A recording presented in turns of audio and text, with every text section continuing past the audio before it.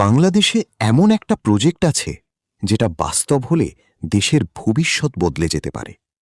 কিন্তু প্রশ্ন হল, কেন এখনো তৈরি হয়নি পদ্মা ব্যারেজ? 70-এর দশকে ফারাক্কা বাঁধ নির্মাণের পর থেকে গঙ্গার পানি না দেওয়ার করুণ পরিণতি ভোগ করছে বাংলাদেশের 37% এলাকা।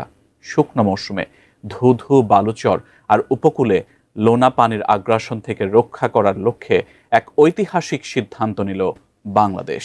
একনেক সভায় চূড়ান্ত অনুমোদন পেল পদ্মা ব্যারেজ প্রকল্প।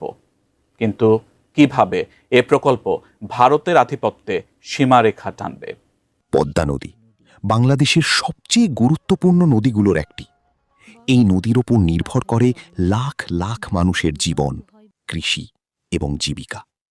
কিন্তু শুষ্ক মৌসুমে এই নদী হয়ে ওঠে এক বড় সমস্যা। পানি কমে যায়, ফসল নষ্ট হয়, আর দক্ষিণাঞ্চলে বাড়তে থাকে লবণাক্ততা।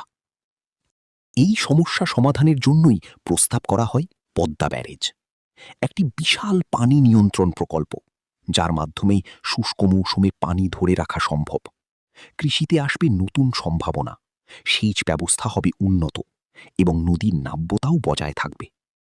বিশেষজ্ঞদের মতে এই ব্যারেজ বাস্তবায়ন হলে বাংলাদেশের দক্ষিণ পশ্চিমাঞ্চলে একটি বড় পরিবর্তন আসতে পারে। কিন্তু এত গুরুত্বপূর্ণ একটি প্রকল্প হওয়া সত্ত্বেও এখনও কেন বাস্তবায়ন হয়নি? অর্থনৈতিক সীমাবদ্ধতা, নাকি রাজনৈতিক জটিলতা, নাকি এর পিছনে আছে আরও বড় কোনো কারণ?